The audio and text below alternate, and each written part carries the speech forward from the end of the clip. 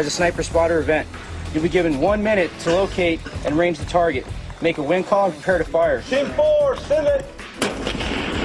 The U.S. military has long used the awesome effectiveness of night vision to conduct combat missions under the cover of darkness. With these sights, you are going to intensify existing light from 100, 200, 300 yards. While night vision advancements are continually enhancing their capabilities, night vision scopes still require some form of infrared illumination to see targets at several hundred yards. The purpose of the IR illuminators is to provide artificial illumination for the night vision device that they're using, so they can put more light and they can see the surrounding area, so they can get a better situational awareness of the target area. Most guys would just use their nods and the night vision, to illuminate as necessary. But then, enemy personnel do have night vision out there also, so you got to keep that to a minimum also. I did all right. I ranged wrong for the first 2, but after that we started catching up. I think I missed only 1 more. Look to the left. Yeah, I'm not having a good feeling about this. If guiding the sniper on a target is difficult during the day, at night it's near impossible without the use of IR illuminators and lasers. Team 2, send it! Night vision is so important to modern snipers that when equipment fails, they do whatever is necessary to continue to pierce the darkness. Take a look at his face. Look at this. That's eight times getting scope bit. We have, our night sight went down, we zeroed it, and so we had to mount a PVS-14 at night, regular night vision goggle behind his day optic, and since he had to do it, he had no eye relief. His eye had to be right up in the gun. Every round he fired, it'd just pop him right in the face. Dude, that's badass. Anybody that gets scope bit all year round, I respect for me. No, it's not badass. My face hurts. Dude, that's badass. Somehow managed to pull through with a decent score on some of the events, so something worked out for us there. Another important element of night sniping is the ability to mask the location of the gunshot. When a rifle is fired at night, it can create a tremendous burst of light, visible at great distance. To solve this problem, snipers are increasingly adopting suppressors, which virtually eliminate muzzle flash. Very disconcerting, this bullet from nowhere, especially if you have a suppressor or a moderator on the end of the sniper's weapon, which hides that orange flame from the bullet going off. With the suppressor, the spotter can effectively stay in the pocket in communication with the shooter and will not suffer any of the concussive forces. One of the great things about a suppressor on a gun like this, above sound suppression, I think the recoil reduction is probably the biggest benefit to a sniper.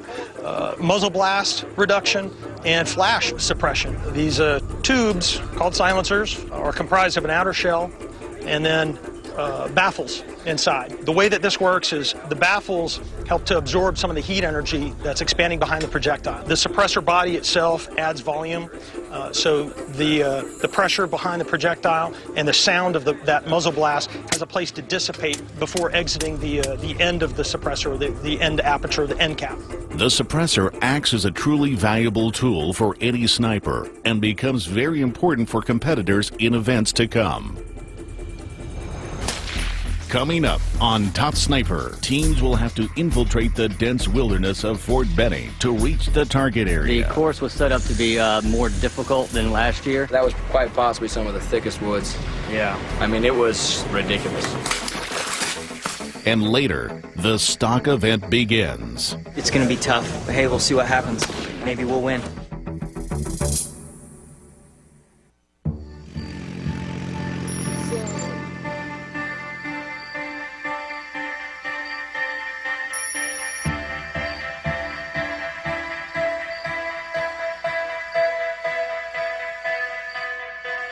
During the First World War, it's the first time camouflage became critical. Because now you had observation balloons or aircraft that were flying over taking pictures. You not only had to hide what was going on below, but you did a lot of your movement at night.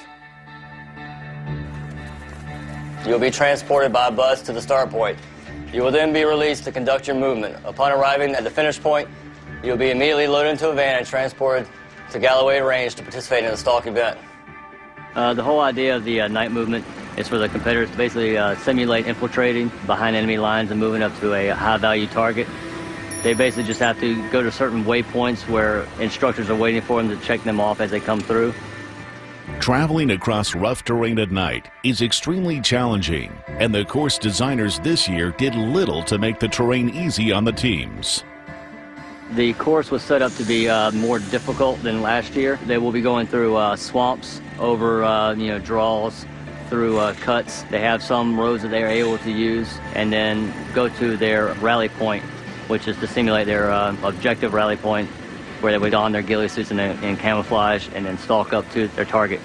The night movement has been designed to strictly test their abilities to navigate under the cover of darkness to very specific points. As they arrive at each checkpoint, one of the cadre members is going to be there, and he's going to check them off to make sure they got to their point, and then they'll proceed on to the next point. That way we know that they're actually following the route they're supposed to be. This is a timed event, and if teams do not reach their checkpoint before time expires, they will not be able to compete in the stock event.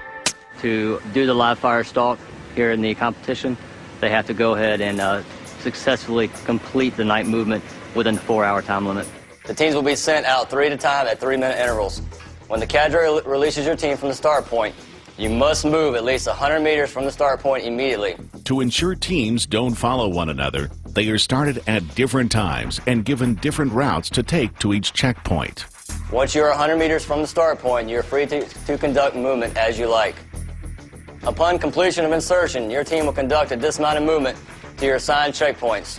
Checkpoints will be marked with a blue chem light. To help ensure no teams leave the boundaries of the course and to protect them should they become injured or lost, each team will be carrying a G-force tracking system.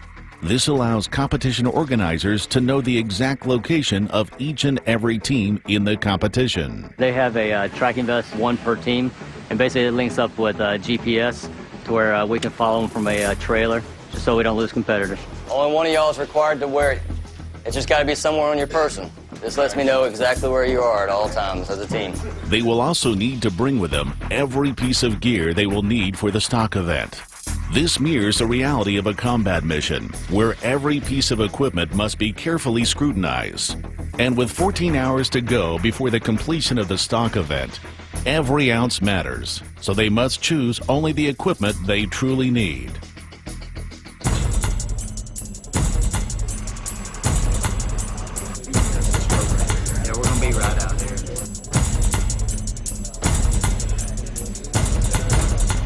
Typically when they're moving at night, they want to stay as quiet as possible, using stealth as needed. They also, you don't want to use any kind of white light or really any light at all. Each time white light is used, it can not only give away the sniper team's position, but can also destroy their eyes' natural night vision, which can take up to 40 minutes to readjust to the darkness.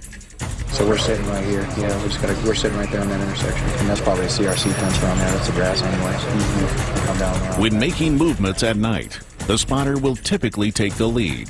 The rapid-fire capability of his weapon makes him better able to handle immediate threats. As far as the competition, it generally would be the spotter, but it depends on how the team's broken up. We'll mess with it and see what we get when we get there. Nice. 02 what? 02. Yeah. 80. All right. Yeah, that's the grid square. That's the grid square. I know.